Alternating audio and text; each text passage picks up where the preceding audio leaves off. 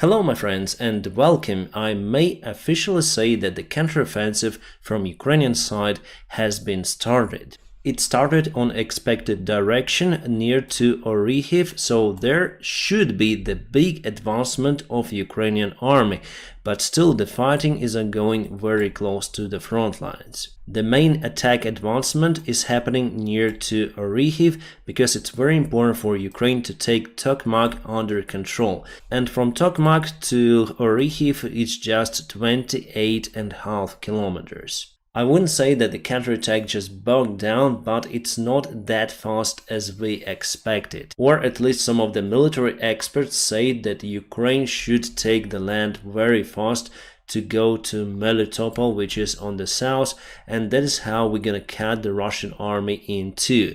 Still, this scenario will work, I'm sure about it. The problem for this direction is that Russia expected us to go through this side, unlike as it happened last year in Kharkiv. So there were battles for that region, but at some moment Ukraine put lots of the forces near to Balaklia, and we were very fast advancing to all of that territory. So it was not expected by the Russian army, even though many of the military bloggers said that Ukraine concentrated lots of the forces, but Russian military command didn't do anything. Here they did, they built the defense lines, and that is why this advancement, the fast one, I guess with this scenario is not possible. So how this counterattack is going to happen? We're gonna advance from many of the directions and it will be the constant fighting throughout this front line. After a while we're gonna find the big spot and there we're gonna advance with more forces. So far Ukrainian army was not able to find this weak spot. And it should be, I guess, around this area to make the way to Melitopol more or less short. As you know, Ukraine officially do not comment on this offensive action. They continue to tell to everyone to be quiet, to be calm,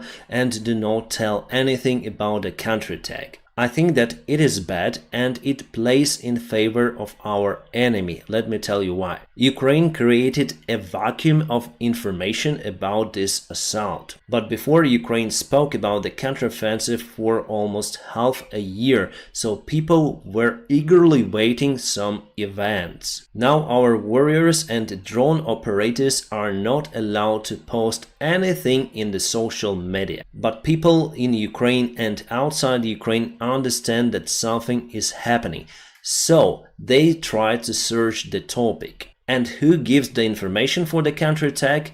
Right, the enemy side, the Russian Federation and their military bloggers. And that is how I was able to find the video of the ambushed Ukrainian column.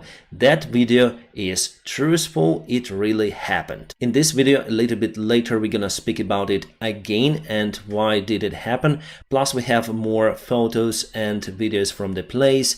You'll see many more details. So the videos are truthful, but the comments under the videos from the Russian side are not. Because for the same ambushed column that was filmed from the different drones probably and from different sides, they say that they've destroyed many of the convoys of Ukrainian army. They're speaking about 60 with something Leopard tanks already. And they have the picture with 2 of the Leopard tanks from many of the perspectives and many points of view. But for general public it is hard to explain that just few vehicles were destroyed and many damaged that were evacuated from the field. In general, people are not digging down into details. They see the picture of destroyed Leopard 2 tank and they see the comment that hundreds of those tanks were destroyed, and they tend to believe in that because there is no other information given from that side, from Ukrainian side. So that is what I try to do on my channel. I got lots of the comments that I also should shut up about the topic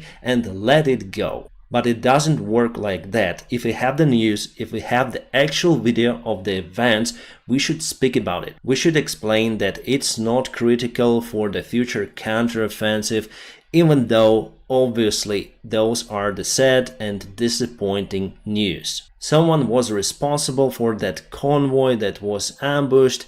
Someone did very wrong job. And if that led to the destruction of the vehicles and loss of human lives, there should be punishment. We're gonna speak again about this particular case later on in this video. And I want to say that I came from the aviation sphere. I am the captain on Boeing 737, and I used to analyze lots of the aviation accidents before. The aviation sphere is very reliable, but there are some flaws. Nothing is ideal, and if we hide the flaws of the systems, there would be much more air accidents, crashes, and disaster cases. Just remember the fatal design of the Boeing 737 MAX trim system, MCAS. Because the information was hidden, many people lost their lives. Now it's been corrected and everything is safe. That is what I do over here. We should shout out loud about this case. We need to correct it immediately, otherwise it may lead to more losses. I kindly ask our Western friends who give Ukraine weaponry to investigate this particular case, to analyze the situation, and to interfere into Ukrainian army action, because there could be the fatal flaw design of the Ukrainian army system, and we need to speak about it. Then you tell me, Denys, stay calm, Denys, wait. Don't speak about it. This means that you want to cause more losses for Ukrainian army. Any system and any army are not perfect, but those accidents should be investigated. Alright, again, I have lots of the emotions about the case, but I try to be calm. So let's return to the general actions of Ukrainian army on the south. There were lots of the strikes on the hub centers of the Russian supplies in Tokmak, in Melitopol, in Berdyansk. As you can see, there are not many railroad connections. Basically, it's just single big one with some of the branches. It goes through Melitopol, Tokmak, and also Berdyansk. And there are two ways for Russia to deliver supplies to the front lines. First one from Crimea, and the second one from Berdyansk via the seaport. The seaport was kaput. So what Russia has now on the south? They have at least 3 defense lines near to Melitopol, Tokmak, and the front line itself, and they have their army with particular amount of ammunition. But that ammunition for now is limited. They continue to use artillery. Their artillery is not very precise as the Western artillery that was provided to Ukraine. That is why they have to use lots of the shells. But because Ukraine cut the supply ports for Russia and the hub centers, I guess there also could be some, but we use the HIMARS systems to target them on the way. That means that Russia has the limited time for resistance in that area until they basically run out of ammunition. So the strategy right now, as I can see it, is to attack Russia into different directions, obviously searching for the most vulnerable one, but at the same time using artillery from Ukrainian side, causing Russian army losses, and those lines will be weaker and weaker day by day. Then finally Ukraine will find out the time to break through their defense lines. At least according to what we see right now, it may happen like that. Well, actually the same stuff happened in Kharkivsky region over here near to Izum.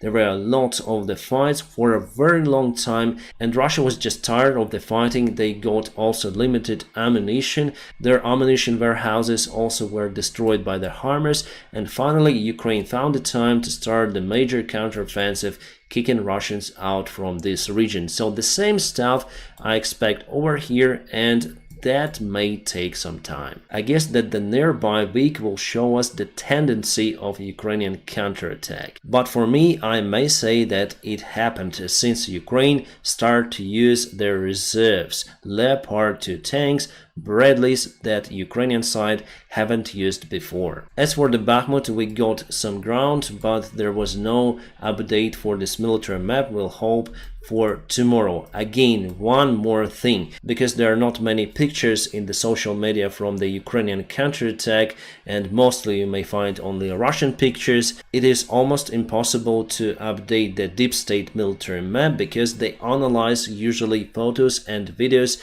and that's how they see the place where Ukrainian army moved in. But nevertheless, there were some of the videos published in the social media from Ukrainian side. Let's go for it. Here you may see the Russian artillery system Akatsiya that was targeted with a couple of shots from Ukrainian Paladins. Plus there's the other video of Russian Saltseperk that was completely demolished. The video quality is not that great, but here you may see the silhouette of the Saltseperk and it is gone. This all stuff happened on the south part of Ukraine, and Ukraine assaulted on the place, and here the quality is very bad, but you may see lots of the silhouettes of the Russian soldiers and they're just running from their positions on the south as well. The fight was reported in that particular area, very close to the water reservoir that is shrinking right now. Plus today the Russian military base close to Crimea in Gnichinsk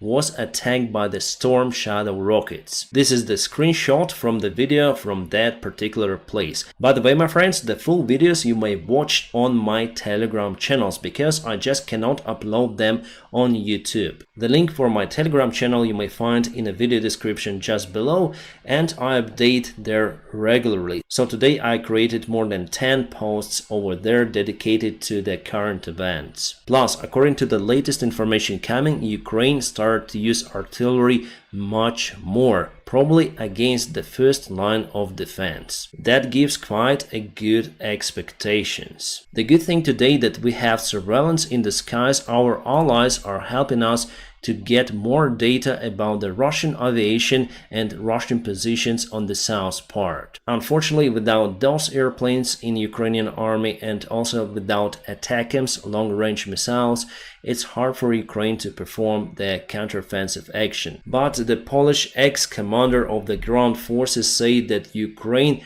realistically will obtain the fighter jets F-16s in 2 up to 3 months. Well, I just hope that we'll receive them as soon as possible. Plus today several congressmen asked White House to provide ATACMS long-range missiles to Ukraine. The Institute of the War Researchers say that Ukraine started the counteroffensive. Those actions are quite limited and the Ukrainian main reserve is yet to be used. So let's speak about the failed Ukrainian mission in moving the forces close to the front lines. Here you can see in the center the Leopard 2. Some say that it's A6 modification, but I'll try to zoom in. So here you can see this part over here. This is quite old modification for Leopard 2A4, because this side armor in the frontal part of the tank base belongs to the old mode of A4. You may find the video on my channel where I speak about the Leopard 2 tanks. Just type Denys Davydov Leopard 2 tank. However, this tank was modernized probably in Poland, because there they did extra armor on the front sides of the turret. As for the tank and as for the nearby vehicles, you can see that they're almost intact. They just lost the caterpillars. It means that they went to the minefield. If you look at the other vehicles, for example over here, you can see that the crew evacuated and you don't see any kind of the bodies lying around. That's the main thing of this shell, actually, to protect the crew. On the upper side of the picture you can see the demining vehicle based on the T-55 model. It has this frontal part that helps to demine the fields. Unfortunately, this tank stopped and probably the rest of the vehicles tried to bypass it. Well, for me here it's very hard to say actually. The most damaged vehicle is over here. This is Bradley, and as you can see it has the structural damage to its body. And probably it even caught fire. This is the same convoy that I showed you yesterday. It's not the different one as Russia says that they demolished many of the Ukrainian convoys. No, it's just a single mistake, but this mistake is very big. The good thing that we know that most of the tanks were evacuated from the front line. So here, as you can see, one more panel. It means that it is the Leopard 2A4 modification. Well, I know that it is not a Russian video since the commenter speaks Ukrainian. And here, unfortunately, in the same column, we have one Leopard tank total loss. It is A6 or probably A5 modification. Now we cannot state for sure. Plus the American vehicles, one more Leopard, and many of the other vehicles, including Bradleys from the same convoy, were ambushed. And that's what I'm speaking to you. Russia posted this photo. They say that this is the Bradley that was also destroyed, but this Bradley has the sand camouflage. We don't have those Bradleys in Ukrainian army painted like that. And if you look at the original video where all of the convoy was shown, there were no these bright vehicles. At first I thought that those were M113, but definitely those are Bradleys in the convoy, but not with this color. Also, one more demanding vehicle was used, Leopard 2R. It has the extra armor and the special plug on the front. As you can see, the plug disconnected and tank left the place. Unfortunately, Russia continued to use their artillery system on the stock vehicles, and most of the Bradleys went to total loss. So again, this information is coming from the Russian channels. We see just one side. Ukraine just tells everyone to be quiet. There is no comment, nothing. There is almost no success for Ukrainian army that you may find in the social media just right now. We are speaking about the South Front. So we need to create the counter information based on facts, obviously, and we also need to present some sort of the videos or photos from Ukrainian side that we are not standing, we are moving forward. Otherwise, people around the world would understand that the counterattack failed, which is obviously lies. The counterattack continues, and I'm sure that it will be successful. This particular mission, yes, it was a big failure, and we also need to speak about it. We need to find also responsible people, commanders who gave the order for that, or the training commanders in the western side who teach us to drive and fight on those Leopards and Bradleys. Maybe it was the wrong training, who knows? And we need the investigation, and it's better for it to be open to the public. We have nothing to hide. We need to see the responsible people who did their job wrong and bad. Like it was done with a trial about the Ilovaisk case, then Ukrainians were encircled by Russians. It happened in 2014. Well, honestly saying, I do not expect that move from Ukrainian side. I just hope that our Western allies will start the investigation and they will punish someone who gave the wrong order. About the social media, it plays a great role. It's the big part of the informational war. And in a modern day war, if you win but do not show it to the public, it means that you are not winning. And the side that went to the total defense, the side that had huge losses but they published the videos and photos, they're winning in that case. American and German people may just ask watching those videos without any explanation from Ukrainian side that Ukraine loses hundreds of thousands of Bradleys and Leopard tanks.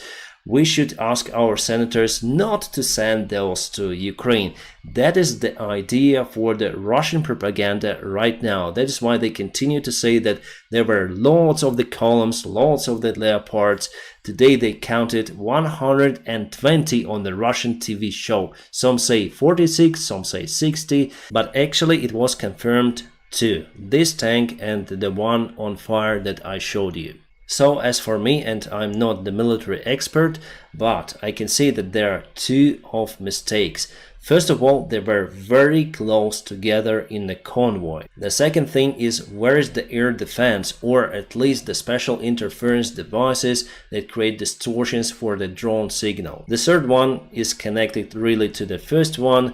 Daylight, the minefield, very narrow road without the mines, and the flat terrain, so Russia may spot everything. And the fourth is lack of the military intelligence that should have warned our troops not to go to that particular place, because there could be drones, there could be artillery or any other stuff. It should have been the first phase of the counterattack. Then you analyze and collect the information from the front lines. As you can see, there were many mistakes done, and luckily, because of the good Western-made weaponry, I expect that there were not many losses from our soldiers. The soldiers are not guilty about it, they are soldiers, they do what they've told to do, but commanders, they definitely did something wrong out there. The commander level could be different from the commander of the squad or the general commander of the front line of this specific area up to the Minister of Defense, who might have said that we need to move over there. Who was responsible for it? Only investigation may show. The good thing is that they got the special equipment, at least 2 engineering vehicles that might have demined the fields. The United States agreed to deliver the new military package for Ukraine. It was more than $2 billion. Mostly it will touch the air defense systems of Ukraine, the ammunition for the Patriots, the ammunition for NASAMS, etc. Stoltenberg today said that the question of Ukrainian NATO membership is almost solved. Actually, I do not believe that they will vote for Ukrainian membership in a nearby summit. Scholz, Macron and Duda to meet in Paris to discuss the security guarantees for Ukraine. I guess that there could be some guarantees from some of the countries of the NATO members. Alright, about the Energodar nuclear power plant, also called Zaporizhia nuclear power plant, the level of water in Kakhovka reservoir dropped below the level of the tube, so now the water is limited just for the specific lake of the nuclear power plant. According to the officials from the International Atomic Agency, they say that it should be the normal operation of the station at least for 1 month. The question is, what will happen after 1 month? And today the last working reactor went to the idle state. It is called cold idle, and even for that it needs the cooling water in reservoir.